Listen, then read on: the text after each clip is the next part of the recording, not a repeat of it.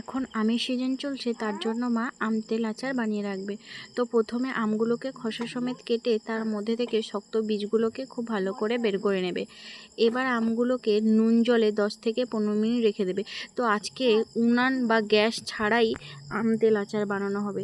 তার জন্য সর্ষের তেল, কেটে রাখা আম, মশলার মধ্যে আছে শুকনো লঙ্কা, রাঁধুনি, সাদা সর্ষে, মেথি সব রোদে দিয়ে শুকিয়ে নেবে। তো আমগুলোও শুকানো হয়ে গেছে। এবার একটা পাত্রে নিয়ে তার মধ্যে দিয়ে দেবে পরিমাণ মতো লবণ আর আগে থেকে গুঁড়ো করে রাখা মশলা, সর্ষের তেল দিয়ে খুব ভালো করে মাখিয়ে নেবে। খুব ভালো করে মাখিয়ে আবারও 2 থেকে 3 ঘন্টা রোদ্রে দিয়ে রাখবে। 2 থেকে 3 ঘন্টা রোদ্রে দেওয়ার পর দেখো আমগুলোর গায়ে মশলা খুব ভালোভাবে লেগে গেছে। তো আগে থেকে রোদে দেওয়া তেলগুলো একটা কাঁচের বয়মে দিয়ে আর আমগুলোকে দিয়ে দিতে হবে। ব্যাস তৈরি সারা বছরের জন্য। এখন আমের সিজন চলছে, তার জন্য মা আম তেল আচার বানিয়ে রাখবে। তো প্রথমে আমগুলোকে খোসা সমেত কেটে তার মধ্যে থেকে শক্ত বীজগুলোকে খুব ভালো করে বের করে নেবে। এবার আমগুলোকে নুন জলে 10 থেকে 15 মিনিট রেখে দেবে।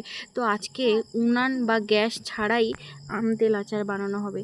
তার জন্য সর্ষের তেল, কেটে রাখা আম, মশলার মধ্যে আছে শুকনো লঙ্কা, রাঁধুনি, সাদা সর্ষে, মেথি সব রোদে দিয়ে শুকিয়ে নেবে। তো আমগুলোও শুকানো হয়ে গেছে। এবার একটা পাত্রে নিয়ে তার মধ্যে দিয়ে দেবে পরিমাণ মতো লবণ আর আগে থেকে গুঁড়ো করে রাখা মশলা, সর্ষের তেল দিয়ে খুব ভালো করে মাখিয়ে নেবে।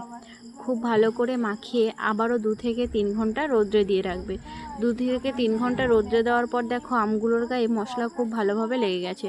তো আগে থেকে রোদে দেওয়া তেলগুলো একটা কাঁচের বয়মে দিয়ে আর আমগুলোকে দিয়ে দিতে হবে। ব্যাস তৈরি সারা বছরের জন্য।